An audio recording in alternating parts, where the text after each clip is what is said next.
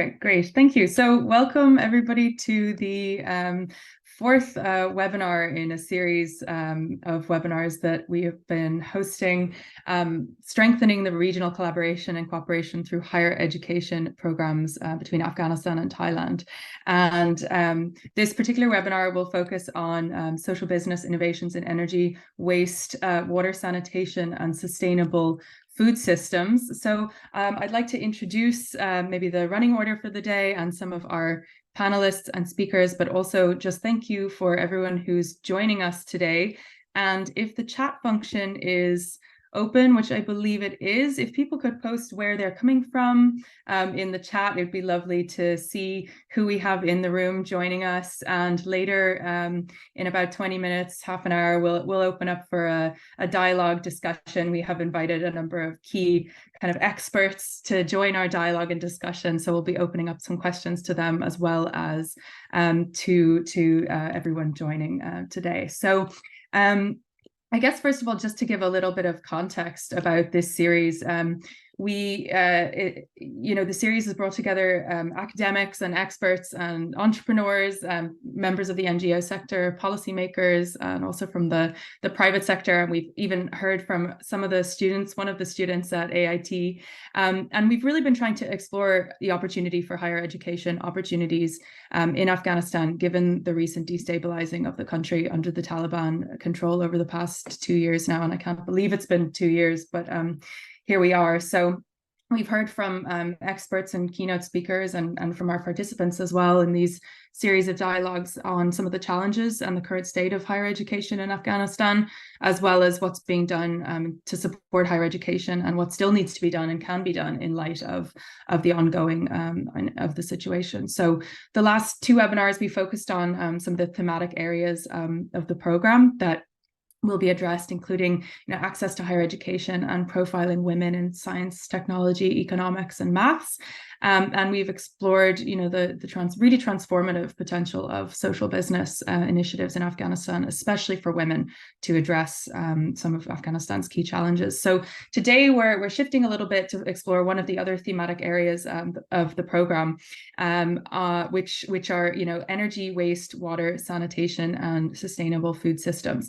And so the students that joined the special program for Afghanistan, the Masters in Social Business Entrepreneurship in Thailand, the Afghan students will be, get the support and the opportunity to design a social business project in one of these areas if that is within their interest. So on the last webinar, we actually heard from Noor, who's our first Afghan female student, and she's looking at a project designing, a social business project designing biobricks. So it's really interesting to see how this is practically what this actually looks like. We've been so grateful for everyone participating and supporting the series, and I'd just like to thank all participants and speakers so far, as well as the Hollings Center for International Dialogue for sponsoring the series.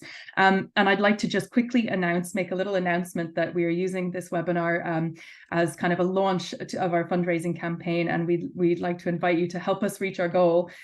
We have been given the generous donation of €38,000, and on the premise that this will be matched funding. So if we raise 38,000, we receive 38,000, and this will enable us to send another or invite another 2 students to join this special program. So we are, asking that everyone can share this widely. We'll post the donation link in the chat, and engage with the program. And if you'd like to get involved at all, please reach out and do. I think this is a collaborative effort. It's been a collaborative effort so far. So I'd like to invite now Dr. Kelly Franklin, who's really been spearheading this program, and she's also an alumni of AIT, to introduce the program and talk a little bit more about it. So Kelly, I'll hand over to you, and I'll post this donation link in the chat if anyone is able to share it. Great, thanks, Kelly. Thank you, Aoife, and welcome everyone. I'd also like to convey my appreciation for our esteemed speakers and our experts for joining us today, as well as all of our participants for partaking in our webinar. Also like to convey my special thanks to the Hollings Center for International Dialogue who's been supporting this webinar series. I thought I would share briefly about our program and how it sort of began, and also give an update on where we're at with the program right now. So it was about a year and a half ago, shortly after the Taliban takeover in August 2021, that our team, who we have with us here today, Aoife, Dr. Mohibi, and Dr. Feist, who should be joining us momentarily, as well as Saw, that we connected to see how we could adapt the existing Yunus Professional Masters program at the Asian Institute of Technology in Thailand, specifically for Afghan students. And this was to really try to respond to the current needs and opportunities for them.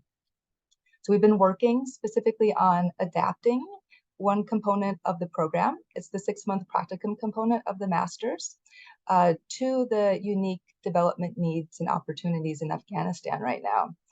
The entire master's program is 18 months, which includes the 6-month hands-on practicum, where students, as Aoife mentioned, they design their own social business plans, and we're requiring that our students focus their business plans on our 4 thematic areas to promote development in Afghanistan.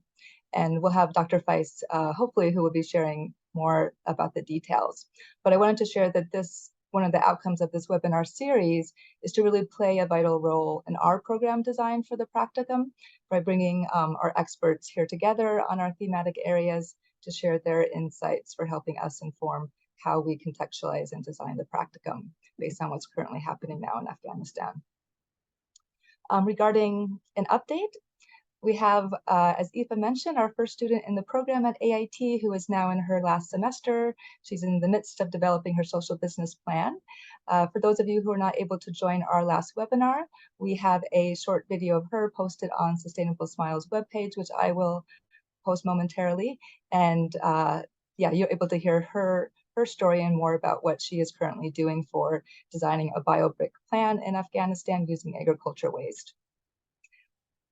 Additionally, I'm happy to announce that the Yunus Center AIT is now set up to offer our program remotely for female students who are not able to travel to Thailand.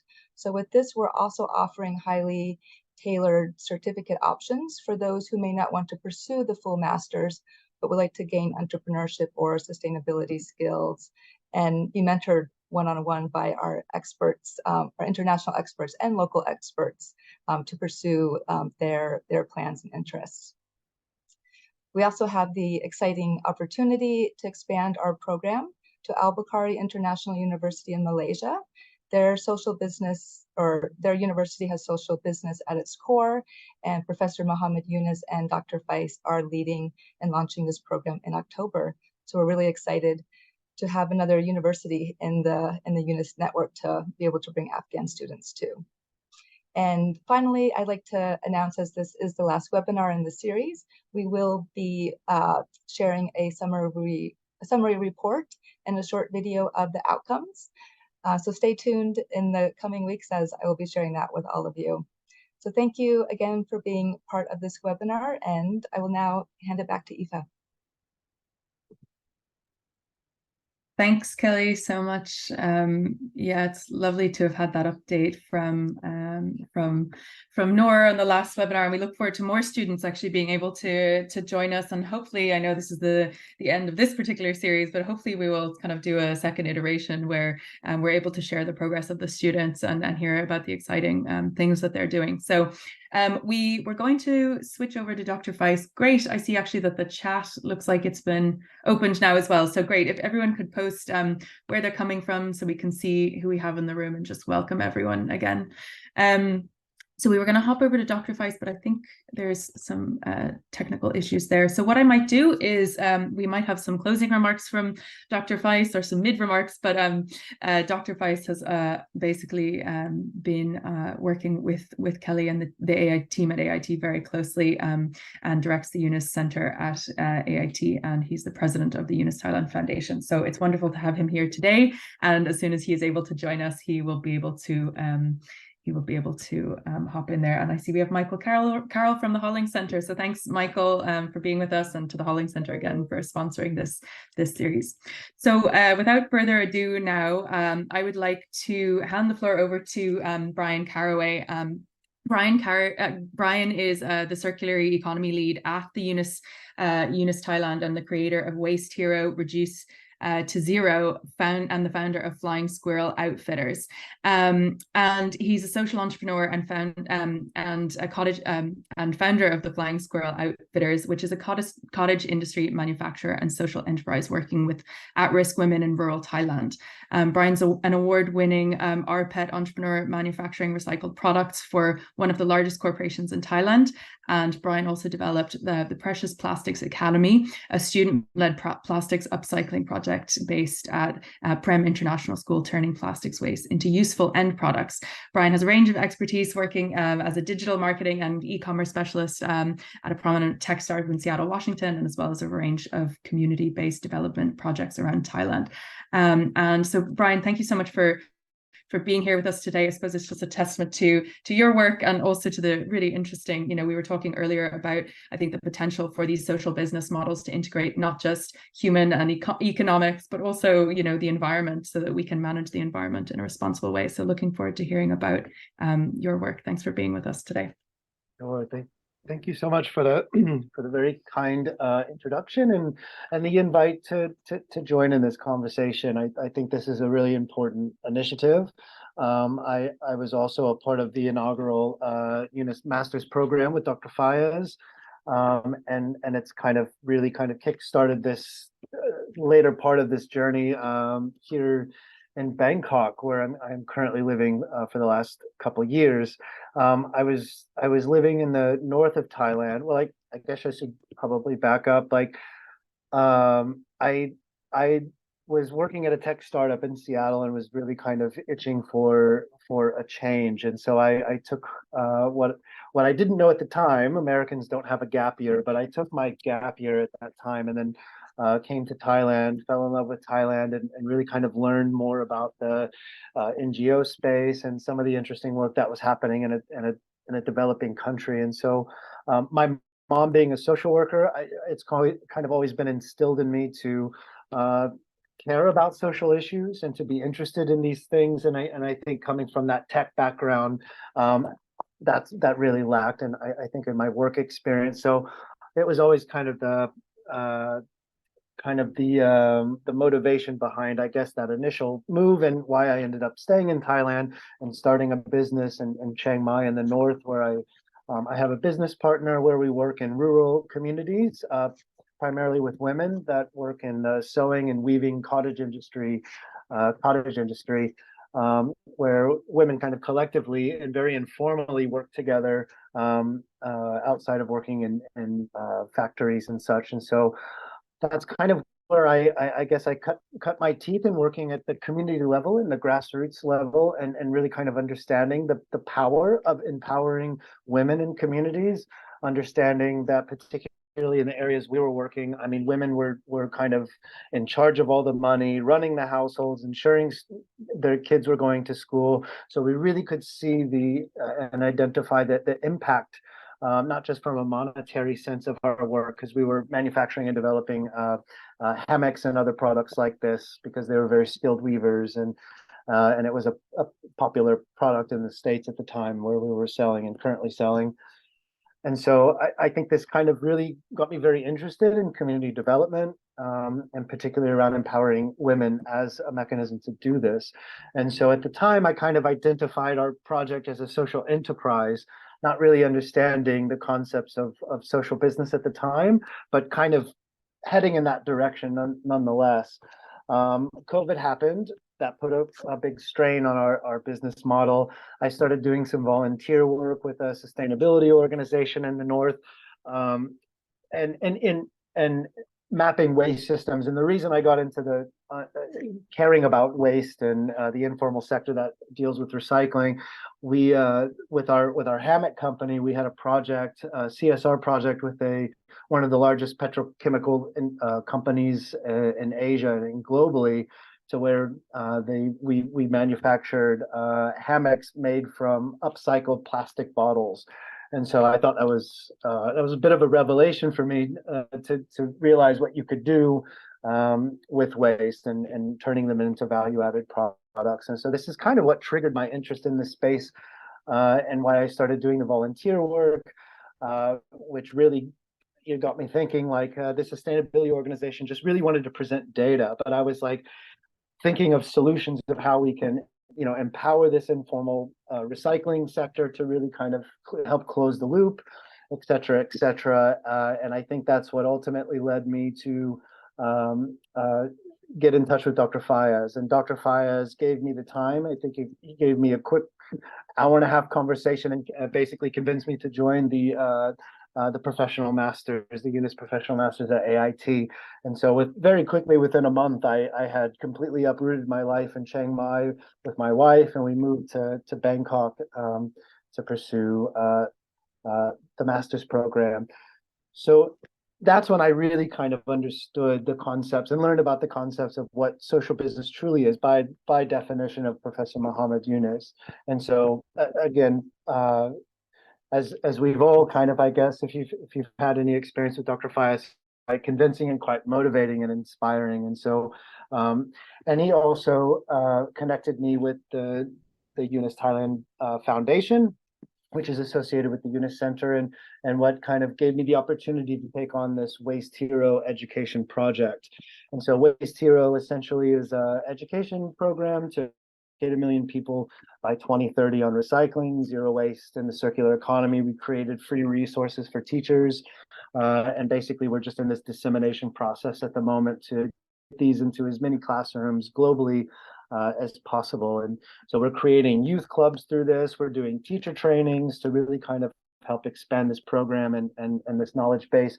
But what's also very unique about this component is that social entrepreneurial angle to solving these problems. And so really at the core of what Waste Hero is to really kind of identify problems, solutions, and where value can be added as a mechanism to improve not only the systems around waste, but the lives and livelihoods of the people that are involved with this. And so Waste Hero is supported by one of the largest recycling companies globally, and they just happen to be based in Thailand. And so in conjunction to the education component of this project, it's kind of morphing into this umbrella of initiatives from education. Now we're doing training in the field, working with informal waste workers, and ultimately we're trying to develop a social business, a woman-led social business around informal waste pickers to really help drive capacity around recycling in Thailand and hopefully beyond. And had a really incredible meeting with Professor Yunus and the leadership at Indorama just 2 weeks ago. So there's this big push now to create this kind of concept around zero waste cities, focusing in Bangkok. So really just kind of bringing more focus and attention to the waste issue, but through a social entrepreneurship angle and through social business, and recognizing, again, to that point that I kind of learned very early on with Flying Squirrel Outfitters and working in communities in the North, that empowering women empowers communities. And so really focusing on driving a woman-led social business, which women are often doing a lot of this work, even here in Bangkok and across the country, to really kind of approach it in a way that we know that not only can we help improve the value chain, the recycling value chain, but also the lives and the livelihoods of these communities that are often the most vulnerable to climate issues, to all aspects of a changing economy and a changing environment. And so yeah, I guess in a nutshell, where I'm at now, leading this Waste Hero project, trying to take education into the field, training people that are actually doing this work, women to lead them and create a social business here in Bangkok to actually tackle these problems. But I think to encapsulate the theme that I guess one of the reasons I was invited to this is to focus on waste, but still yet focusing on empowering the communities through women entrepreneurship, social entrepreneurship as a mechanism to really drive the change and building that circular economy, but also helping drive change within these communities. Yeah, I guess that is me in a nutshell, I suppose. Thanks, Brian. Yeah, it's amazing to hear the work that you're doing. And as you're speaking, I was just thinking, the potential for, this to be really from the ground up, and, like you can make gold out of waste, and, I love this idea of women leading the way, and really, Yeah. I think about the situation in Afghanistan, and you think about, the reality on the ground, and how do we actually begin to address this when there's so many blockages in the way of not only women but of the people, with the systems kind of collapsing, the economy collapsing. And to my mind, it'll be a human-led approach. It's people on the ground, it'll be communities coming together. And I just think models like these social business models, where people can have a little bit of support, or a little bit of microfinance, or a little bit of help or guidance, or if it's education access, that really can just ripple, the ripple effect that has. So it's just wonderful to hear about your work and how it's working in practice, and just the potentials for Afghanistan then. So thank you so much for talking about all the work that you're doing, and we look forward to working with you in the future, and you being a part of this program too, we hope. And if I could add just one more thing as a hopefully a value add, and maybe a call to action, if anybody is particularly interested in these topics around waste and the circular economy, and it sounded like you did have a student that's currently working on agricultural waste and making eco bricks, which I love that idea. Is I don't know if everyone is familiar with Professor Muhammad's initiative called 30 clubs, which are a youth initiative where 5 youth come together, form a club to tackle a social and environmental issue. And so under the Waste Hero initiative, we're creating Waste Hero 30 clubs. So if there is interest in pursuing these topics, we provide mentorship, training. We have a whole curriculum essentially around these topics as well. So if this is of interest, we would love to bring you into the team. It's a global network of community-driven projects around these topics. Yeah, it's just to put it out there. And fantastic, thank you. And I think it's the more opportunities for collaboration, the better. So absolutely, it seems like such an amazing opportunity for the students. So we'd definitely love to follow up with you on that. Yeah, thank you. I'd like to go next to Sania Aliwatu, who is a research associate with the agricultural division with RISK in Pakistan. And Sania is she's a research associate, and she's been looking after the key programs at risk in the agriculture and livestock division. And she has a background in both environmental policy and also regenerative agriculture, a little bit like myself, Sania. And she's passionate about using this to create high impact initiatives, including social businesses, for uplifting Pakistan's impoverished small farmers. And I suppose I'd also just like to highlight that the co-founder of Risk, Kasim Javaid, is a Yunus Center alumni as well, and they're supporting our first Afghan student, Noor, through a work study position along with 2 other Yunus Center students, but specifically for Noor's work with the biobricks. So it's just lovely to see so many alumni, and I think it's a testament to the Yunus Center that the alumni are so involved in the students' development. I think it's just a wonderful approach. So yeah, Sania, it's lovely to have you with us here today, and I'd love to hear a little bit about your work then. Thanks. Thank you so much.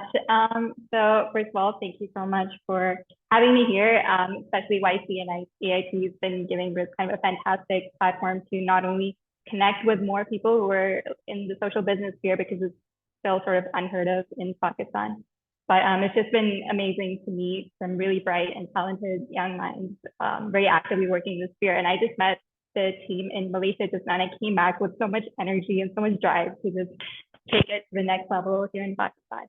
And I suppose one good thing about being here and kind of talking about risk is so Afghanistan, for example, is considered a bit of a difficult context for initiatives to grow from the ground up. So, I mean, that's something that, of course, we hear a lot about Pakistan as well, especially in terms of institutional decay or economic volatility. So just the fact that, over the last 8 years, we've been able to get this running with the help of our partners and stakeholders such as the AIT. So that's just a testament to, there are still avenues out there for anyone who's looking to derive inspiration from this and do maybe the kind of work that we're doing, or just like a similar model within a context that seems to not lend itself as easily to maybe the social business sphere. So I'm just going to share my screen so I can get some slides going to talk about what we do at RIS. I hope you guys can see my screen. Okay, fantastic.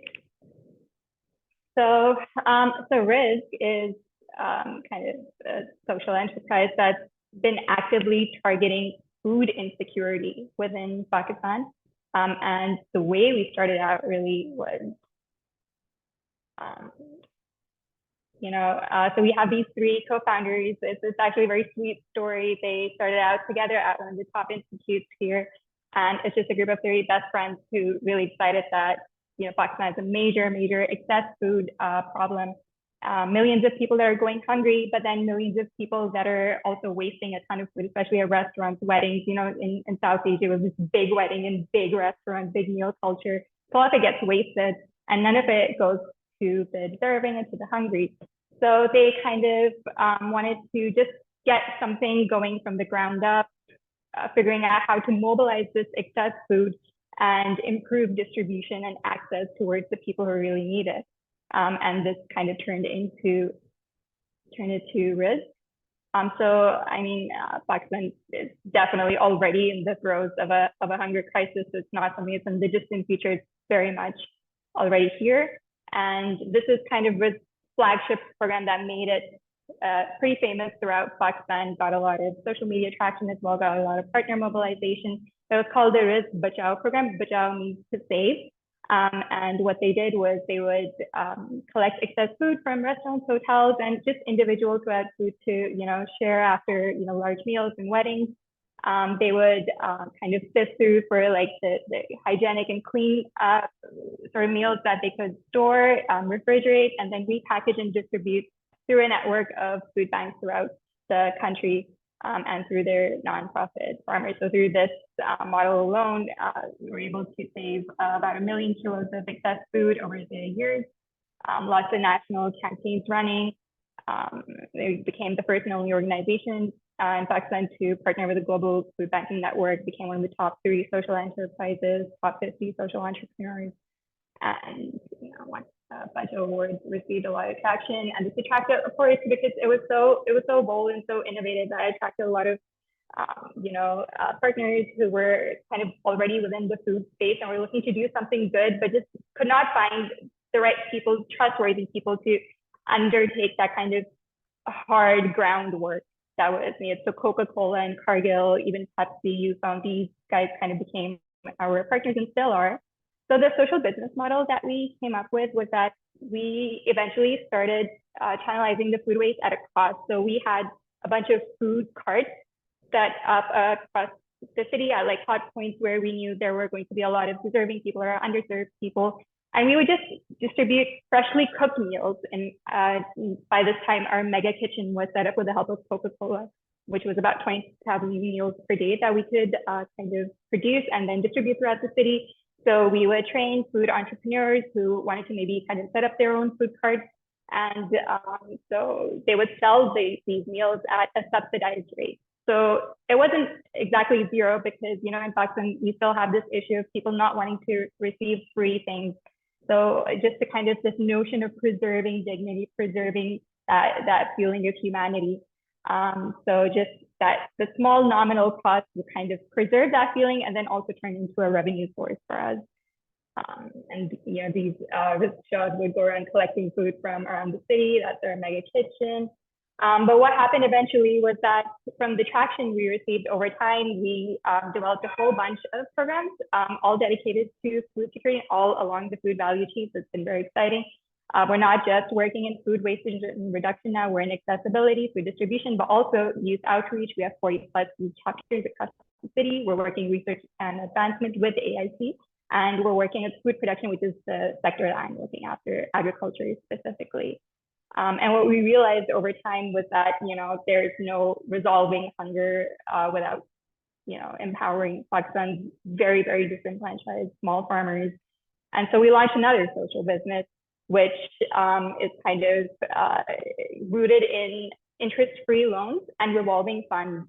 That's how it started out, for very disenfranchised small farmers, especially flood affected small farmers who have literally nothing to their name except for little meager bits of land where they don't have basic fertilizers, basic pesticides, basic seeds to be able to get anything out of them. So just through this very simple initiative, we were able to, and we just received the end line results for our previous cycle, we were able to kickstart yields and get them up to 50% higher than they were initially. And of course, that's an impressive number for the program, but I think that's more of a testament to just how underserved and neglected these farmers are. You just give them high quality seeds, you give them pesticides, fertilizers, you teach them how to use these things efficiently, and their lives change overnight, right? So we're looking to provide them now with services, extension services through agri-service centers set up throughout the region of Punjab where we're active, and that's going to kind of turn into more of a revenue stream for us in our social business model. So when we talk about interlinking social businesses all along the food value chain, so each of our farmer input packages, you know, if we're just looking at the 1 acre that we enable for the farmer, right? We let them grow crops for the entire season, kind of hold their hand through it, give them training, give them high quality inputs. We can get up to, this is an older number, 20 to 30% higher yield for the farmer. You feed a family of 10 for up to a year. You free them from exploitative loans. There's middlemen who charge interest rates of up to 150% because they know they can take advantage of these farmers. And then what that results in is each acre results in 16,000 meals that then we can pass along to our consumers, right? It can become meals of rice in our kitchens, and because it's sourced directly from small farmers, we know how, you know, the pesticides have been used. We know how they've been grown. They're nutritious, high quality, clean cooked meals. And then this becomes then the sourcing for our customers and when it comes to our food carts across the city. So that's just, you know, setting up different social businesses of a similar nature and then creating a linked value chain. That's like our goal for the future as well. We want to not just increase agricultural productivity for farmers, we want to improve transport and storage infrastructure, which is what we're currently working on. Helping farmers sell produce at fair rates, improving farmer access to microfinance loans, and it all culminates in reduced food wastage and improved access to nutritious food. And now, of course, we're expanding into more of a zero waste, zero hunger vision. For Pakistan, we're looking at upcycling farm waste. We're looking at alternative energy sources. So we're now providing our farmers with access to solar tube wells, to biogas plants, and we're setting up showcase farms and improving access to regenerative agriculture machinery to accelerate the adoption of regenerative agriculture. We've established the Research Knowledge Hub in partnership with AIT Thailand. So as if I mentioned, we've got Noorb and 2 other student associates who are currently part of the Social Business Masters at AIT. And of course, now we're looking to empower more, especially through the Al-Bukhari program. So we're very excited about that as well. And now we mobilize our 40 youth chapters. We're now looking to integrate it with the 3-0 Club network. And we just kind of involve them as community leaders in all of our volunteer programs and all of our food security programs and our hunger reduction initiatives. And we're continuously evolving and reinventing our existing programs to include new verticals. So that's kind of our model overall. Of course, I'm happy to answer any questions because there's a lot I couldn't touch on during this time, but if you have any further questions, you can contact the founders or me directly, and then of course you can always join us in our vision for hunger-free Pakistan. Thank you. Wonderful, Sania. Oh wow, it's just amazing to see what you guys are doing, and I love seeing that, you know, when you solve, you know, two challenges that seem to be kind of opposite ends of the spectrum, and then you're able to solve them. And you know, I don't like the phrase 2 birds with 1 stone, but you know, it's just the potential to integrate 2 things that seem to, you know, be so, you know, opposed and on the opposite spectrum. And then the work that you're doing, as you say, you know, you just give, you know, a little bit of support, a little bit of finance, a little bit of whatever it is, and people, you know, are so resourceful and so, you know, actually Professor Mohammed Yunus says himself, you know, everybody's an entrepreneur. You know, it's just about creating the conditions for people to bring that kind of entrepreneurial spirit. So I think that's certainly, you know, I think why this program is so important for Afghanistan at this time is that it really looks at, you know, what are these challenges? There's really serious challenges, but also they, as you say, with a little bit of support, with a little bit of, you know, encouragement, finance, you know, you can find these really integrated things that just, as you've showed, really can have such a huge impact on so many different levels throughout communities and society. So yeah, thank you so much for showing us the work that you're doing. Great that Noor, you know, you're able to support Noor and the students. They're very lucky to have you guys as well. Thank you. Mary's just Great. asking So, for someone it, just Mary, in the asked, chat. Yeah, for yes, the emails. I'll just type those out. So no worries, Mary. I'll get back to you. That's all good. Lovely. Thanks, Sania. Yeah, So no great. So thank you so much, Brian and Sania, for joining us. And please do stay on. So we're going to transition to the second part of our dialogue today, which is you know, we're going to get some key experts that we have mainly from Afghanistan to look at. We have a few questions that we'll ask to our experts, and then we'll also open it up to the participants on the floor who we know a wealth of knowledge as well. So this is a participatory kind of part, and as Kelly said, we are looking at using it as you know, to help support in designing the program so that it can be effective, so that we can support students that are coming from Afghanistan to you know, to be able to access, you know, this education, but also how do we make sure that the program can be specially designed for those coming from Afghanistan. And you have that knowledge. The experts joining us today will have that knowledge. You know, they're from a range of different sectors. So I might just introduce some of them that we have in the room today. So we have Anina Raitalati, she's the co-founder of Afghan Women's Scholars. We have Hamdullah Hamard, who's the former Deputy Minister for Agriculture in Afghanistan. Jamal Abdul Nasseri Shokri, Senior Researcher at the Institute of Earth Dynamics at the University of Lausanne in Switzerland.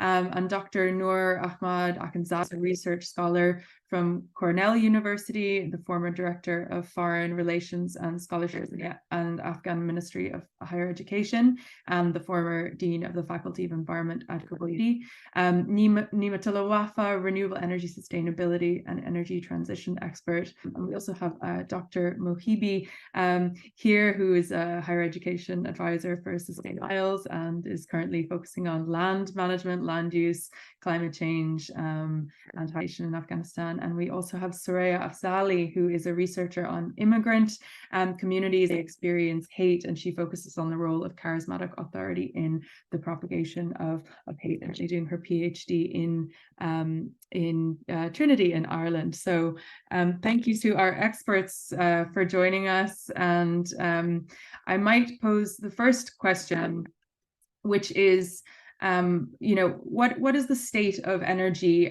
waste and food systems in Afghanistan currently? We know that a lot of the public systems and structures, you know, when I was working there, they were already, you know, struggling to basically keep up, I suppose. But now, given the current situation over the past 2 years, I would love to hear from our experts on how these have deteriorated, or if not, and you know, what is the current state of these energy waste and food systems in Afghanistan. So I think Nimatullah has his hand there. Nimatullah, thanks for joining us today. And yeah, if you'd like to join us for this question.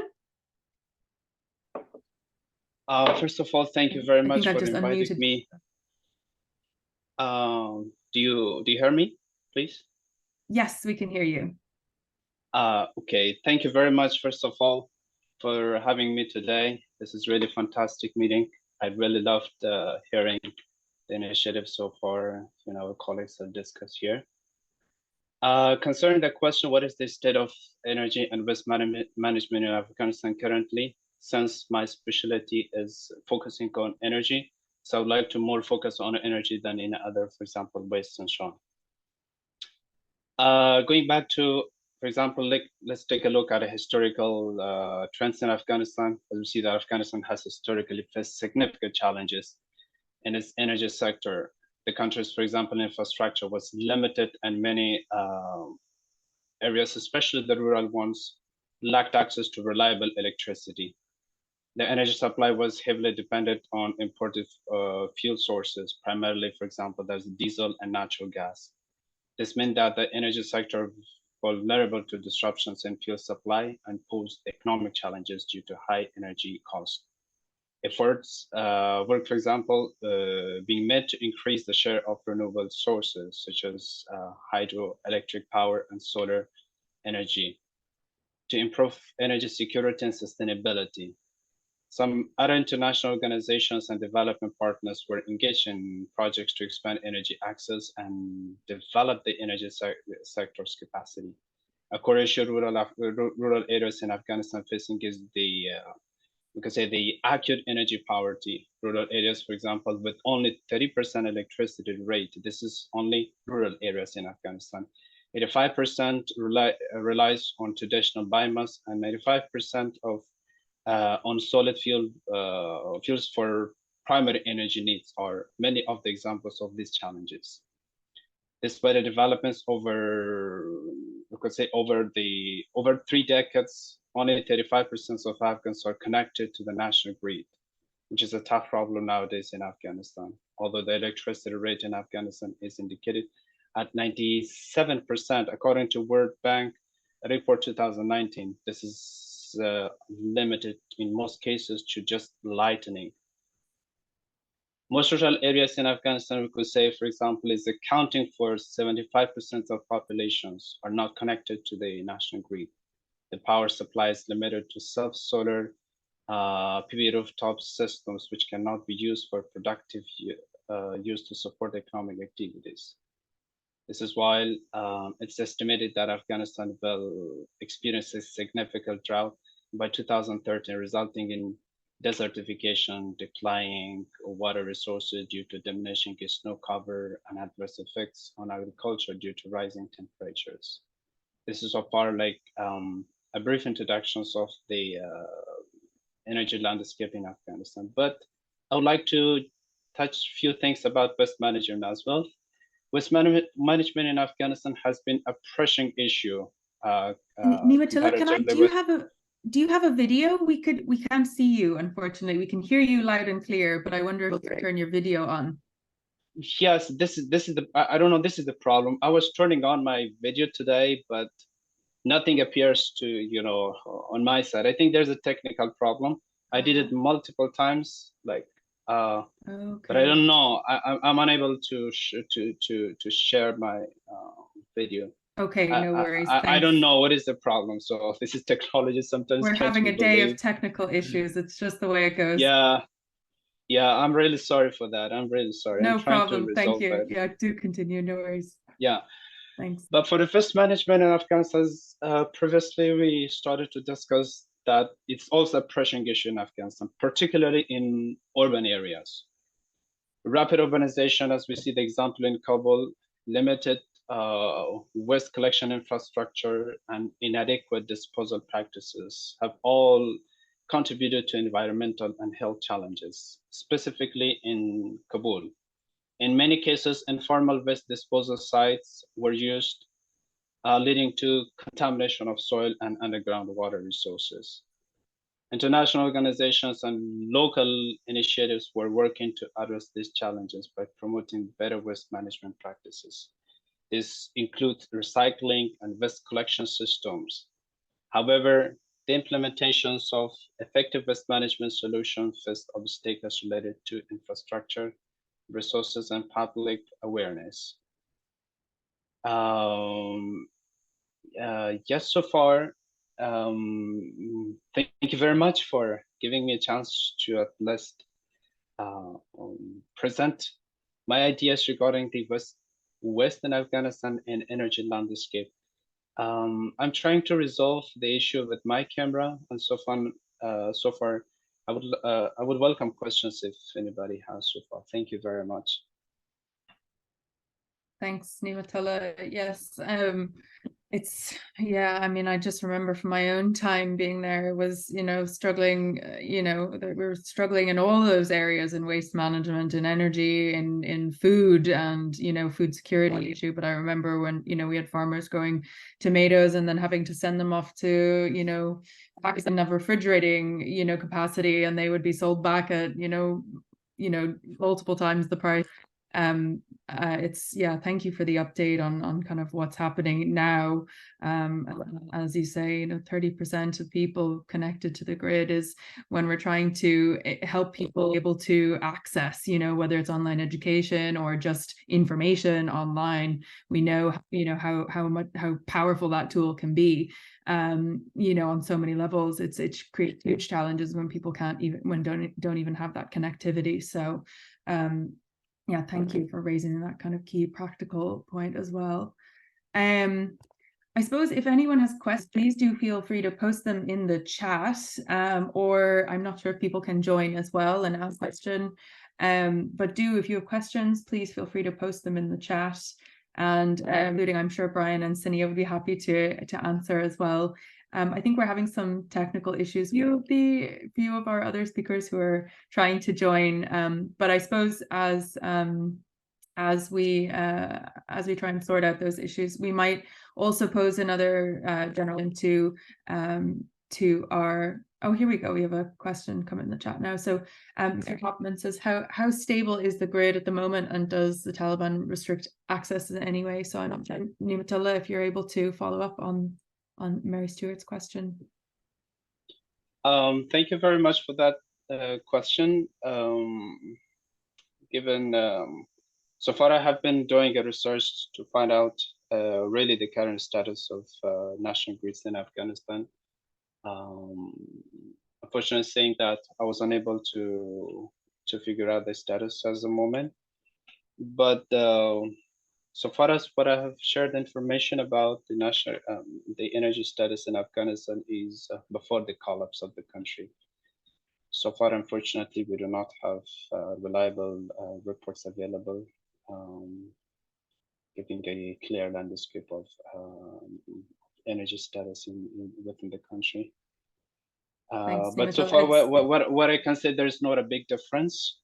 However, I think that the energy situation would be more adverse than before the collapse, because you see that most of international organizations have stopped their activity in Afghanistan due to the political crisis as we have. Yeah, thanks for that. And also, you raise an important point, is that so many sectors we actually just don't know how bad it is, right? And on the one hand, I suppose just activity for people in Afghanistan to connect with the outside world, but then on the other hand, as you mentioned, for us, the world to try and connect in with, and who do we connect with? Which organizations are even still working there, changing so quickly on the ground. So that adds, I suppose, another layer of tea. Brian has actually just posted a question in the chat as well. I don't know, Brian, do you want a question, or would you like me to? You're so welcome to ask it there if you want.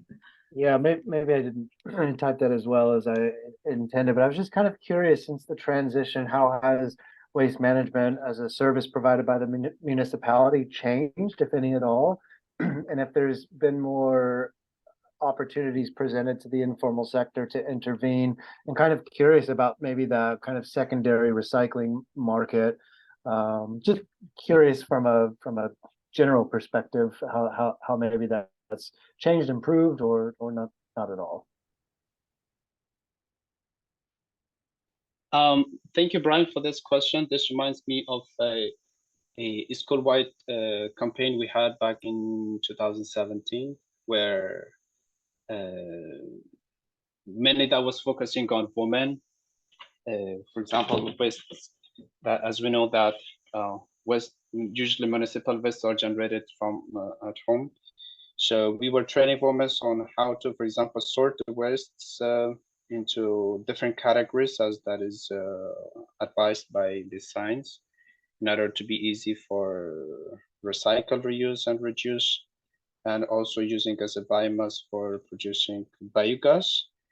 That's a training that was a public risk awareness program we had on school-wide so far. After that, well, I started my master's in energy sector. Then, unfortunately, the waste sector of waste management sector was not so far a domain, so that I was focusing on it. But so far as I can say that we do not have many, we do not have an incredible advancement in the field of waste management. If we could, we at least would have the landscape. I mean, the overall scope of Kabul city would develop so far. But I would rather refer these questions to Professor Akhundzada. I think he has more knowledge and information on regarding waste management. But again, thank you, Brian. I will take your questions into considerations, and then we can chat later, or through an email and so on. I would love to provide very specific answers to your questions. Thank you very much for that. And yeah, thanks, Brian. There was a question in the chat as well, but I think perhaps we could answer that question in the chat from Mary Stewart. Did municipalities provide any waste management in Afghanistan? And as Brian says, I think there is really an interesting opportunity for social business intervention waste management. I know a few people working on this internationally, and it's coming really into the fore now at the moment, because there is such potential for it, and it's becoming a huge problem. I think there's an education component as well, but then there's also the management side of it and the collective management side of it too. So huge potential there. Thanks. And we definitely will be looking at that as potential. And hopefully we have a young bright student comes in and wants to take on the plastics and waste issues. So I might move on to the next question. I know Dr. Akhundzada is still trying to join. I know we're having some technical issues, but I guess what are the key factors that contribute to the success of community-based or collective management of waste and sustainable food systems in Afghanistan? And I suppose this is just relevant as our students start to design their own, social business ideas and develop their kind of, do their stakeholder mapping and look at who they're going to connect with and work with on the design and the evaluation phase.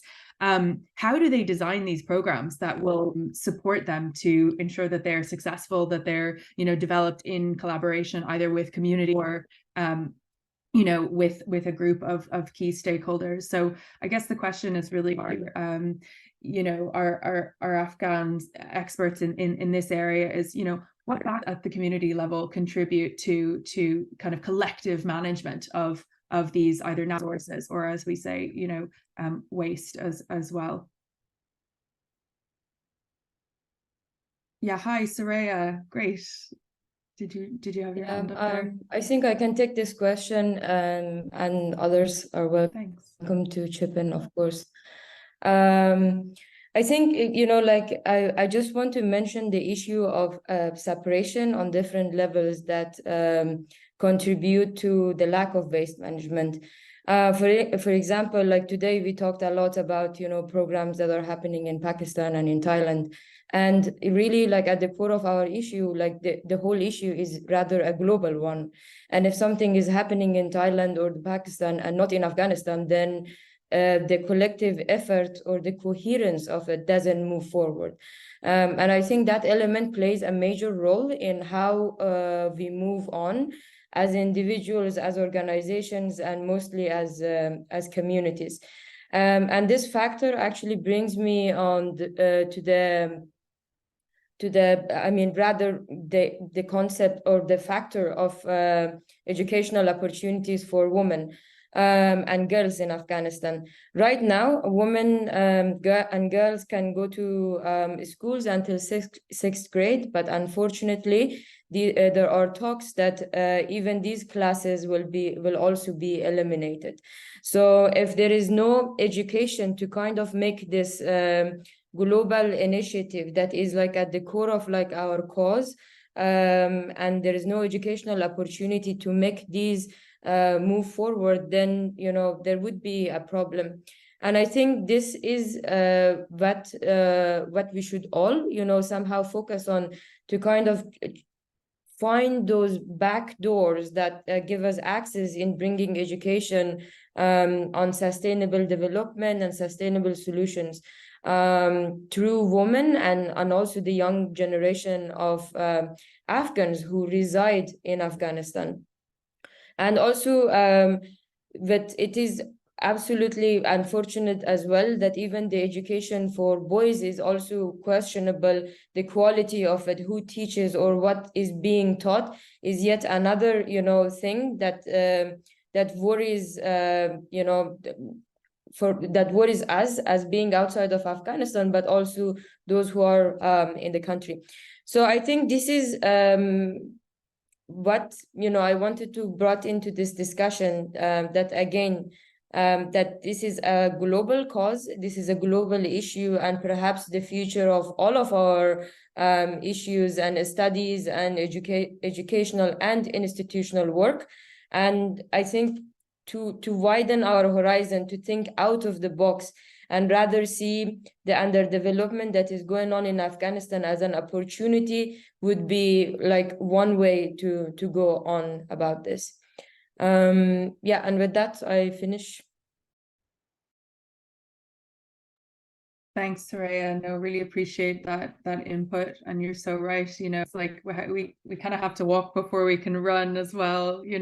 So to have those basics is there. And as you mentioned, I know there's so much focus on women and girls' access to education, but we forget men in the equation, and it's so important that's a key part of it as well. And I think just in relation to in regards to this, that shifting concept of what is leader, what does it mean to be a young man or a young boy? Does that mean following this prescribed set of whatever that you've been given, or does it mean really kind of stepping up for the community and solving some of these challenges that are beyond politics or religion, or these are community issues, whether it's waste or food systems or agriculture, so I think we've got a lot of work to that front as well, in terms of kind of redefining leadership and in education starting young. And I know there was a question in the chat saying, do you have programs for the young generation and young girls? And I know we're focusing on higher education at the moment, but I would definitely love to see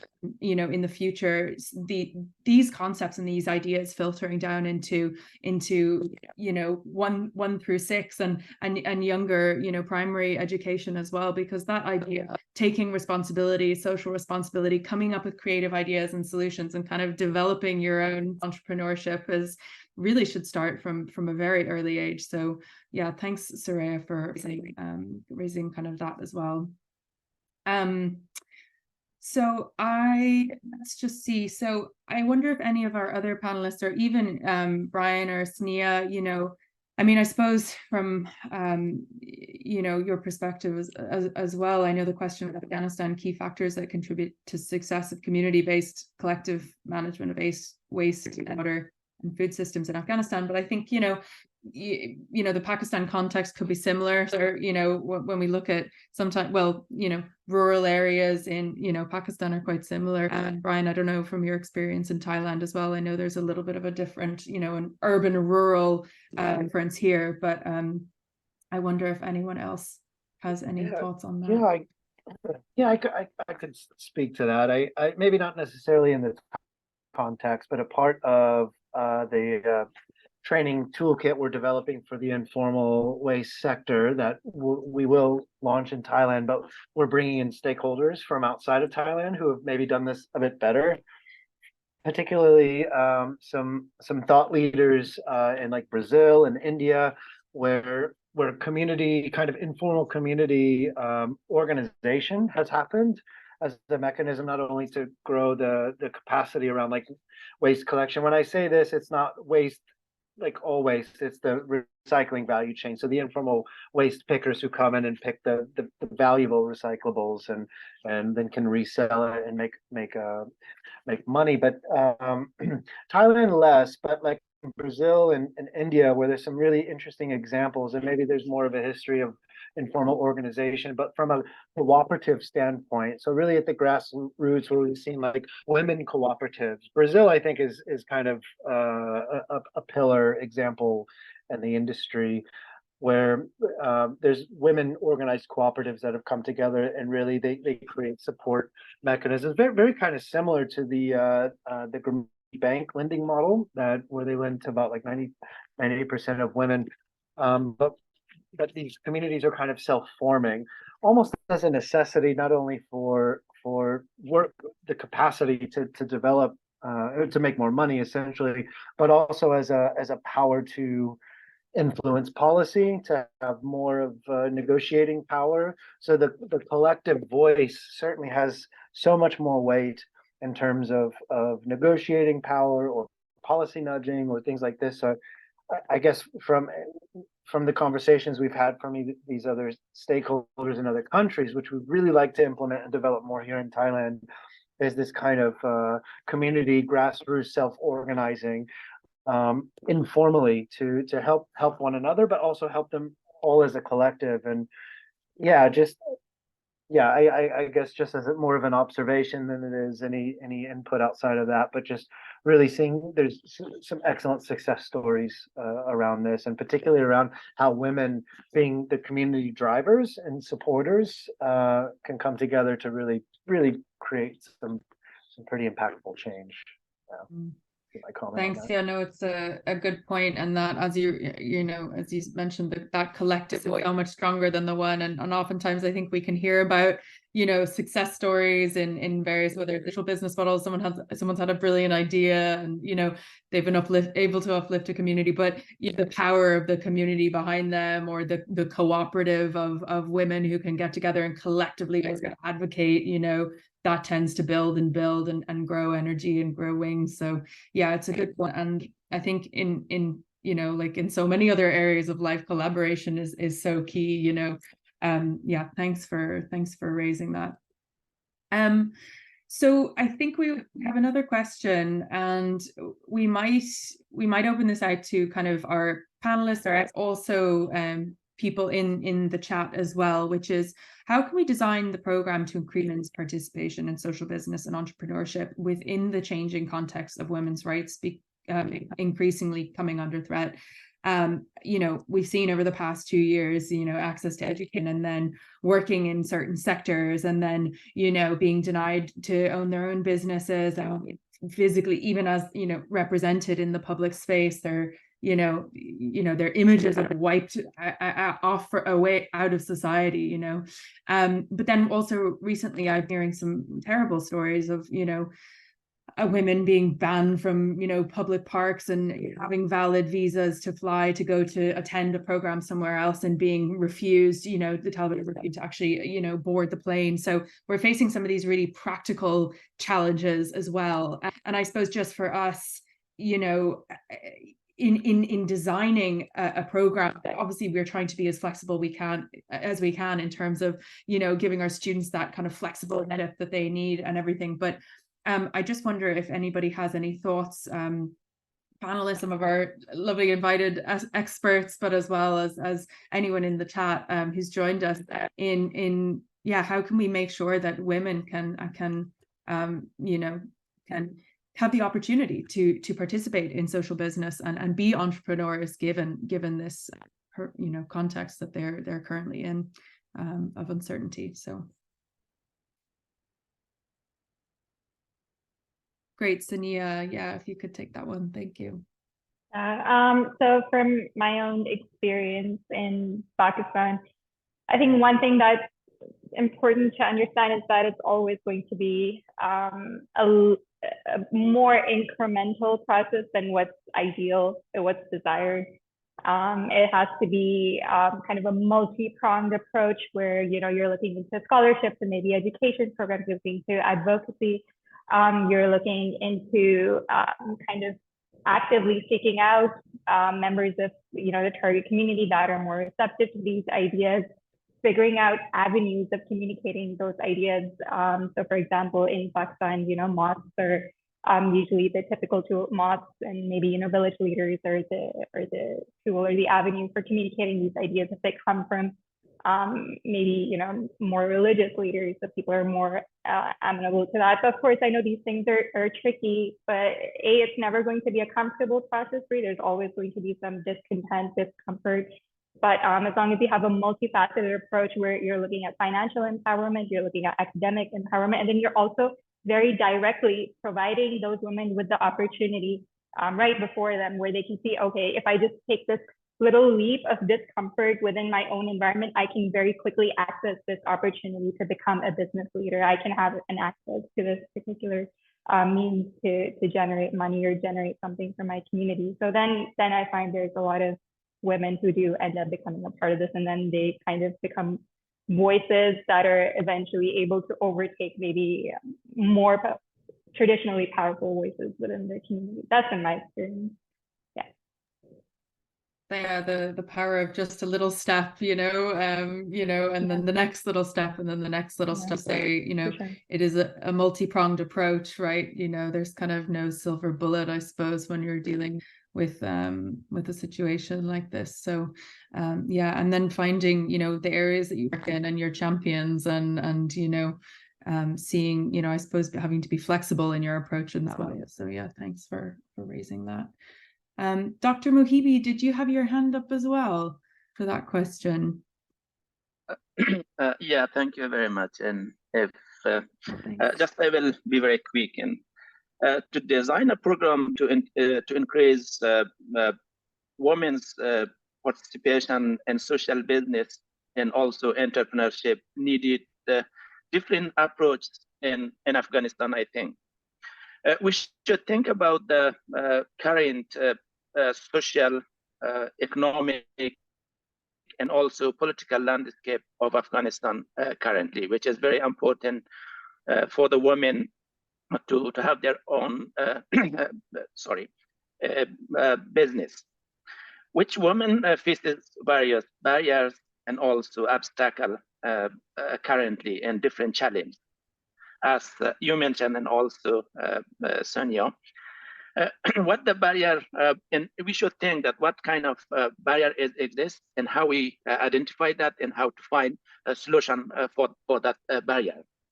For example, identifying different factors motivate women to engage in such kind of landscape is in social business and entrepreneurship can be a kind of a key, or can be very important. And I think then after that, most of the women in Afghanistan, they are not really familiar with social business or entrepreneurship, and they needed trainings and workshops such as essential skills like business planning, financial management, and things like that. And also connecting them with educational institute like we are doing now through AIT, and also hopefully in the future with Al-Bukhari in Malaysia.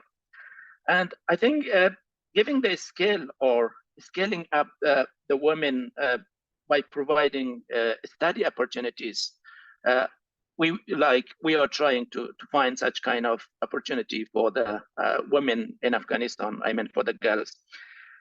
And then they can do their master, bachelor degree, and also professional certificate. And that will help them in the future to build their own entrepreneurs and become like a job creator in the future. Yeah, thanks. Thanks, Mohibi. Yes, it's as you say, I love that. Professor Muhammad Yunus says the whole social business model is about creating, job creators, not job seekers. So, and you're right that the hard skills sometimes we do also need. There's that entrepreneurship spirit and the creativity. There's also the hard skills that we need to learn how to make a business plan and all of that. So yeah, thank you for raising those. I also believe we have Dr. Numad Akhundzada with us. So thank you, joining from Cornell, I believe, Dr. Akhundzada. Do we have you with us? Excellent. Good morning and good afternoon to friend and colleague in US and Thailand. and from around the world. I'm so sorry for my system was not working, and I connected and disconnected and reconnected again. Actually, I heard all about the story and the good job that Dr. Keeley, you and the colleague in Thailand doing. Actually, it's appreciated. In this moment of time, there is a lot of problem in Afghanistan. We are seeing there is multi-problem, and the problem is multidimensional. This work is definitely effective, but the broad dimension of the development in Afghanistan actually. Am I audible? You are hearing me? It's okay? Yeah, I'm sorry. Yes, we are. Thank you. Yes. Yeah, and this is actually the very difficult situation where a big picture of the development is nowadays it is unoperated. Itself Afghanistan, it is needed to connect it with world, with the international community, and also a legitimate government is important in Afghanistan to work in Afghanistan. Because it is the basic framework for the cooperation in Afghanistan. Unfortunately, there is no government and there is no legitimate government in Afghanistan. And the international community not collaboration with the current system of the government in Afghanistan. Actually, in our discussion, it is more away from our discussion, but that is one of the problem. That if we from our basis, from the small scale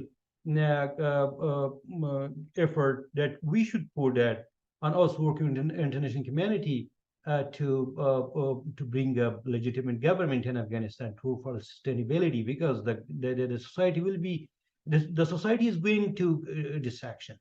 It is already destroyed and is going on to the deep destruction. This is one of the job actually we should do for this. On the other hand, the current activity is appreciated, but it is small, it is little. We should do in a large scale activity, especially that what we can do in these days, nowadays, that we cannot approach to Afghanistan. If we have consider with other partners to work for an online university with a straightforward degree in a different scale to engage big number of Afghan, especially women from Afghanistan, to have their work, and it will be one of the work to have a big number of women and men from Afghanistan to provide the education online, and it should be a degree program like what they are looking for that. When it was initiated, I think in Germany, some of my friends, they were working in that, and it was supported by German government and also EU. After it was not established, and it was not work on that, and it was forgotten. A kind of initiative is started. If we built on that to have a university, online university, to engage a big number of people. This is one of my suggestions. Through that, we can teaching them through webinar, through different online approach to first to educate them for the entrepreneurship, and to the working for sustainable energy, working for food security, and also for well-being, and a lot of other job we can do it in a certificate program, and through the webinar we can engage them, and also we will teach them or manage them through online program to make group over there for the broad-based local or the community engagement, our broad-based community engagement for their environmental issue using renewable energy, because Afghanistan have a lot of renewable energy, and it will be easy that with little support, if they find that you will be able to start and work on that program. This is actually the work we can do, and I appreciate your initiative. Well, this is effective to engage, but the ideal is that if we have more participants, it will be okay and it will be more effective. That is some of view that I have shared with you.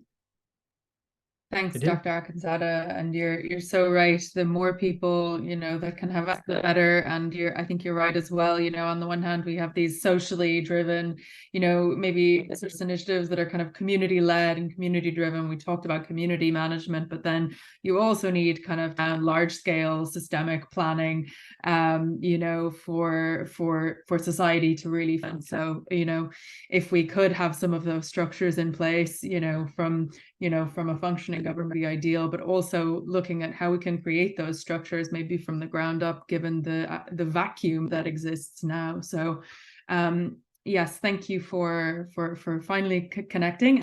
Nimatilla, I'm not sure if your question was in response to Dr. Akhundzada, or if not, we have it from Feroza, I know, who's been waiting to ask her question for a while. So perhaps we can go to Feroza and then Nimatilla, if that's okay, or with your question to Dr. Akhundzada.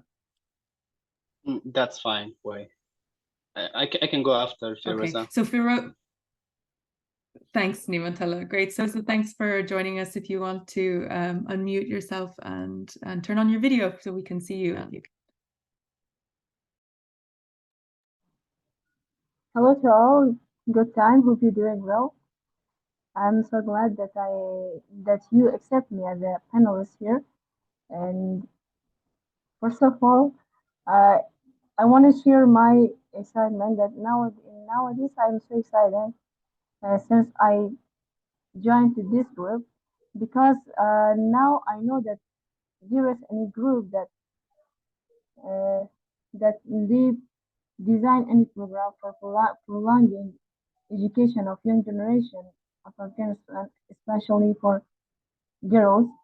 So my question is that there is a new opportunity for us to prolong our education. However, I graduated from university 2 years ago, but I wanted to prolong my education and take my master's degree. I registered myself here, but after some changes, I couldn't, and I lost this opportunity.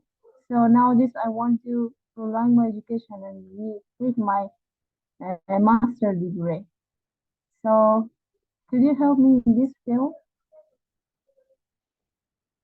Thanks, Rosa, for your question. And yeah, I mentioned in the chat too. I think maybe we can follow up with you after this for sure. And I'm so sorry that you lost the master's opportunity. I'm so saddened every time I hear stories of people's difficulty, especially women's difficulty to they've had a scholarship but they've lost it, or they haven't been able to travel. So as you say, we're kind of designing the program currently, but we also we want to do everything we can to support anyone and everyone. So maybe perhaps we could have a chat after this webinar. And thanks for joining us today.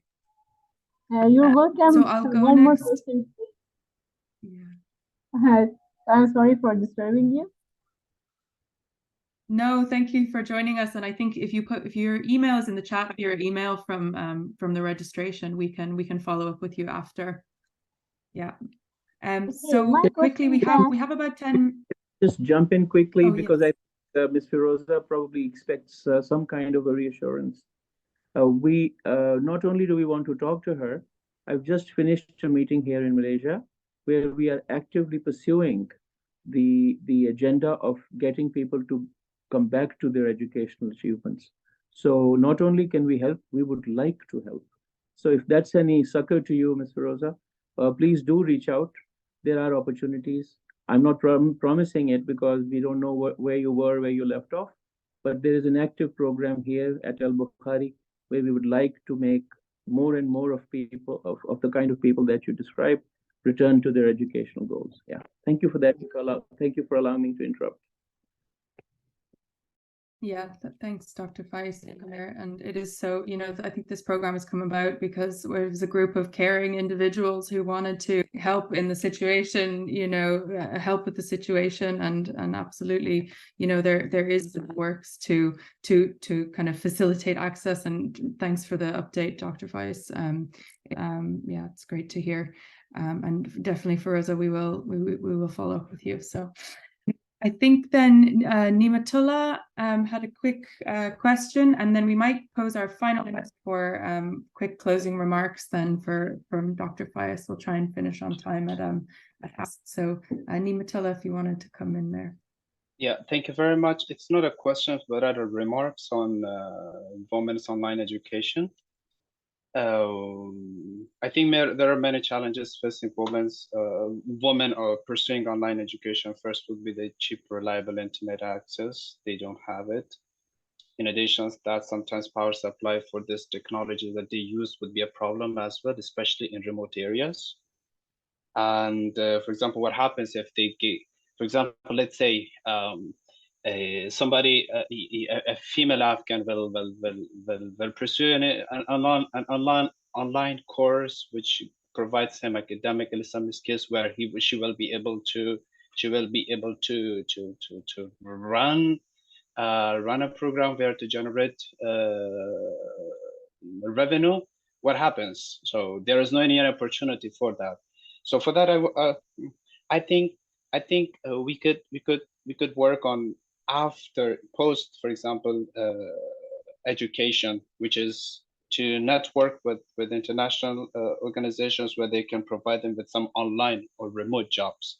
So for example, if somebody gets a skill of knowing how to use let's say Microsoft Office, Word, Excel, and so on. So by networking with international organizations, we can provide them with some job opportunities. So this would be a great incentive and motivation for women, not only to take the opportunities of online learning, but also that at some point they would be in short of having revenue after what they learn. As we see that with the current political situation in Afghanistan, women are more prone to let's say marginalizations from their basic rights, access to education, access to the labor markets. I have such examples in my own families where they would say, okay, if I learn this, what happens after? What I can do with that? So this is really a question for, really a challenge for women to be resolved. So this was a little bit of remark on online education for women, and thank you. Thank you, Nimatullah. Yeah, it's a thanks for raising that.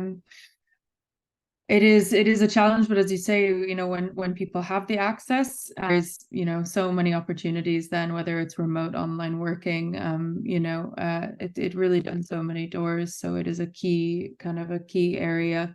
But I think one part about this program, something that Kelly and Dr. Mohabi and Dr. Faiz and we've all been about this is, how do we kind of design a program that can account for all of these variables as well, for people that can't, maybe don't have the access to the technology or the internet or, and trying to design all of these variables into the program so that it is flexible to each student and each person in their individual context. I think there's the human level, and how do you equip that person and give that person the support they need, but then there's also the practical level, what practical things do they need to be able to pursue their education or design their program or implement their project. So thanks for raising that. And I looked at it well, the exciting plans that we have for the regional knowledge hub and some of these systems where people can access, but also being able to work with people in their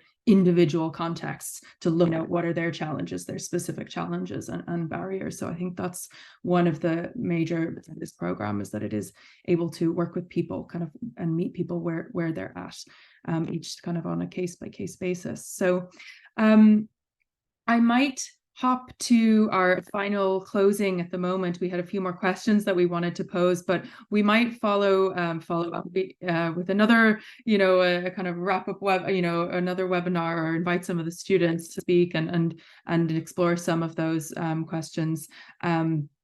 And perhaps if anyone in the chat has questions for our panelists, they might kindly offer to be able to follow up with those, by email. So yeah, thank you again to everybody. And I'd just like to do, thank you to our panelists and our speakers, and everyone for joining. But I would like to final plug for our fundraiser. I'll post the link in the chat here. So we have a generous donation of €38,000 that if we raise 38,000, it will be matched. So that could allow us the opportunity to bring 2 more students to the program, 2 more Afghan students to the program. And we hope for them to be able to join in September. So again, if you can share this with people and also if you're interested in getting involved and working with us in other capacities, please do be in touch. I would like to then hand over to Dr. Faiz, I think, closing remarks. And then we might play a short video for those who still have a little bit of time. It's over video, 5 minutes of Professor Mohammed Yunus speaking about education and about the program. So we'll just, for those who have to leave on the hour, but for those who can stay, maybe you can stay. Dr. Faiz, over to you for the closing remarks. And thanks everyone again for being with today and participating, both the speakers and all our participants. Well, thank you, Aoife, for that masterful moderation. Thank you very much, everyone, for joining. I'm delighted that so many of us have stayed all through the program. It's good to see you back, Dr. Akhundzada, and I'm also very grateful to our speakers who've unpacked very important perspectives for us. But I know there's not a lot of time, so I'd like to just, while I continue to speak, I'll ask Saw to share a poster. It's our poster for the Yunus Masters, the special program for Afghanistan. And I'll give you a very quick overview of what that means and how important that is for all of us to look at in the context of the topic of this seminar, which is collaboration across various regional boundaries, and also to see how we can, in our own small way, perhaps, help with this effort of bringing more and more Afghans, particularly women, into to achieving their educational aspirations on the one hand, and also to somehow help better integrate them back as more empowered individuals, more educated individuals, and most importantly, more economically resilient individuals. So the special program in Afghanistan is something that has emerged in response to the special needs that we have identified, particularly for women in Afghanistan. And so this increases our outreach, but it also includes a very important element, which is the element of service learning. And of course, the author of that service learning module is not myself, but Dr. Kelly Franklin, who has particularly sort of close interaction in Afghanistan for a number of years. So please take a look at this poster. There's a QR code there. Do take out the time to take a look at this program. Having introduced this program, I'd like to also say that the particular issues that both Mr. Nimatullah and Ms. Afzali have identified are not for us discouraging factors. They are in fact our motivating factors.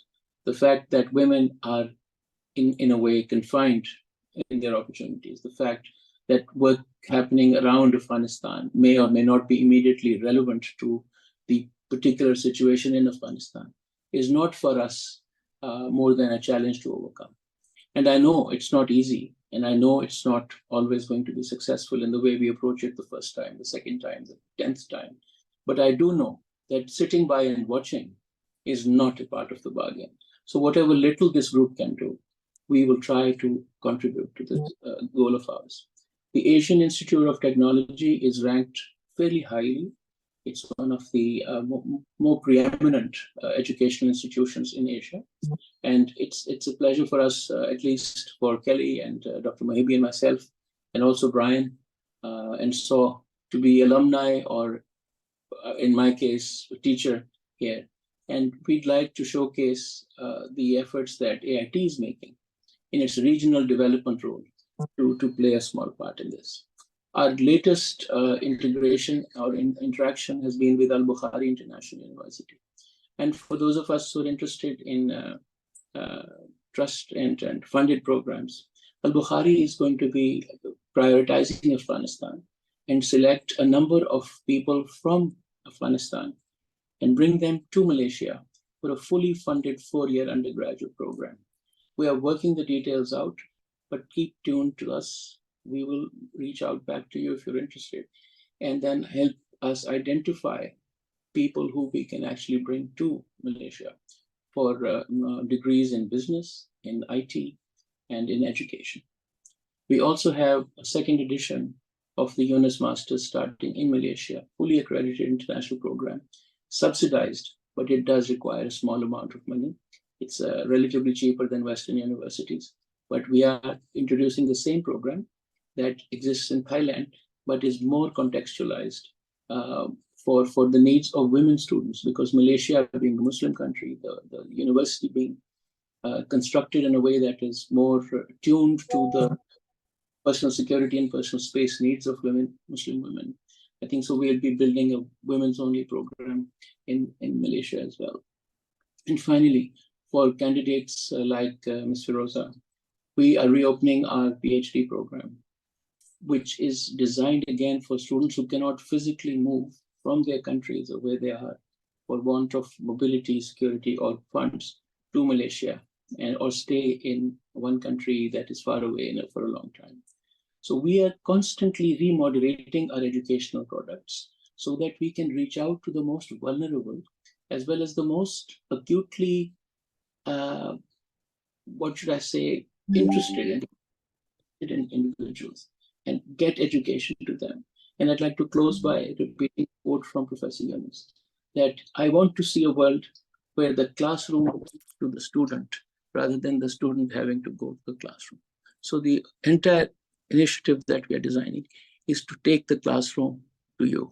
And now technology enables us, AI enables us, technologies and hybrid education systems, EdTech, enable us to do that. And in showcasing some of our students or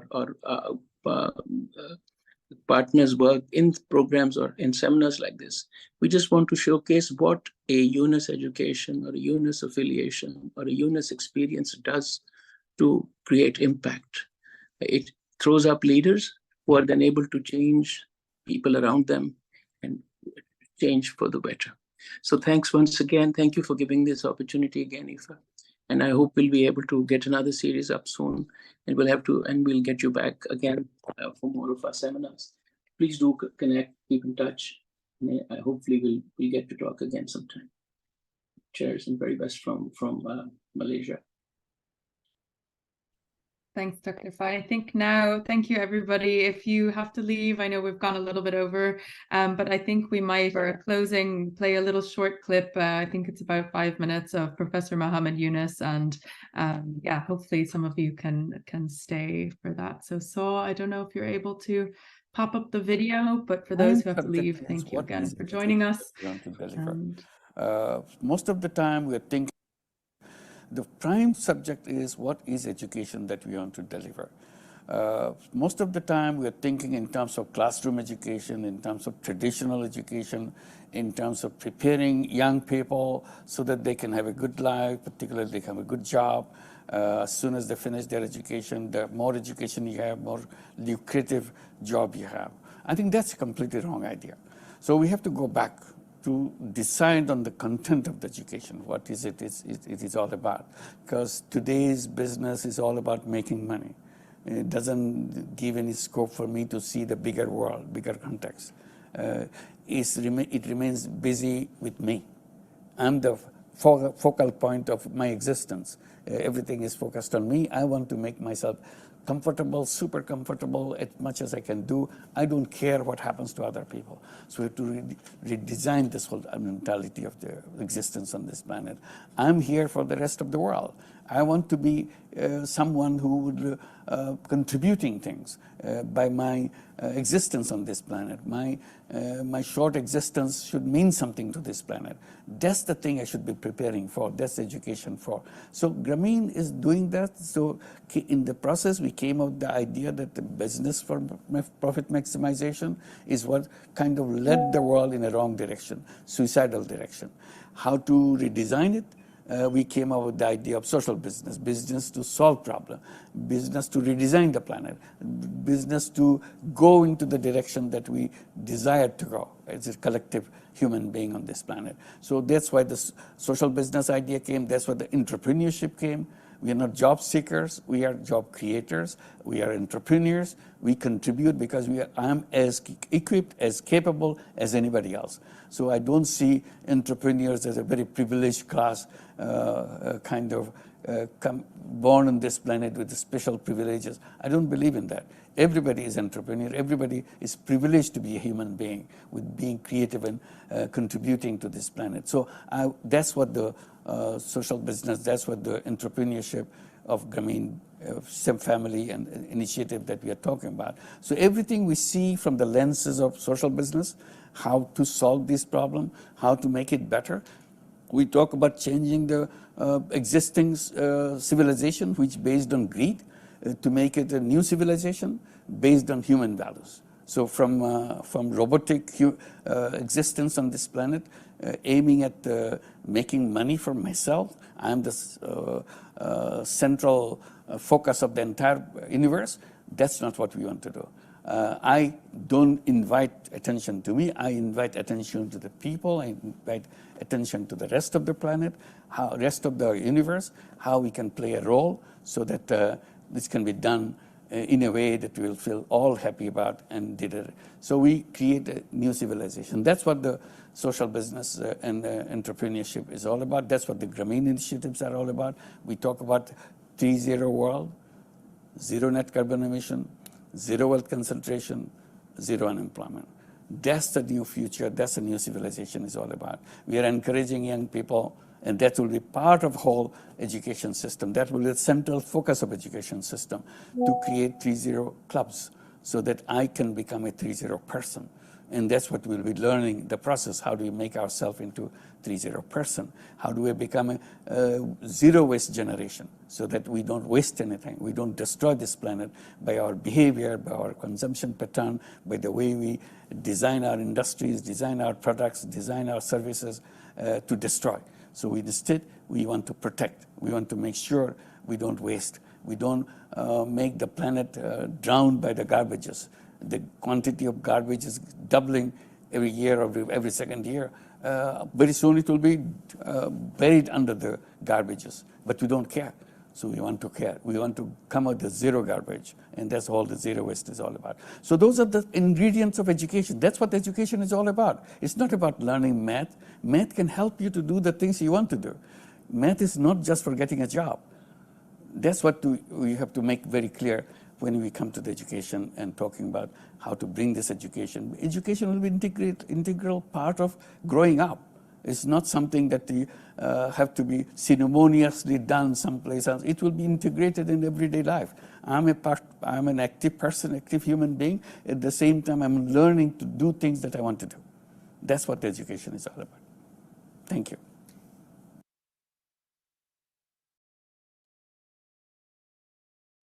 Lovely, thank you. I suppose with inspiring words, we will go forth. And again, thank you everyone for joining us, for being here, to our speakers, to the Hollings Center for sponsoring this series of dialogues, and we will continue. Actually, it's been such a great experience, and we've been able to meet and engage and collaborate with so many interesting people and participants and speakers alike. So thank you everyone. And as final plug, please help us to share our fundraising and donation page far and wide. We're to get another 2 students to AIT this September. And I think, we've seen in the webinars, but also today, the power of social business, the power of education, and the power that one person with just, that little bit of investment can do to uplift a community, and and the ripple implications that can have. So especially for Afghanistan at this time, it's needed. So we thank you for joining us today, for being here with us, and for engaging with us about this really exciting opportunity and initiative, really, that we're trying to work towards supporting the next generation of social business and entrepreneurs in Afghanistan. So have a beautiful morning, afternoon, evening, wherever you are in the world. And thanks again for joining us. And we'll be in touch with all our participants to let you know of our next steps as well. See you, everyone. Thanks.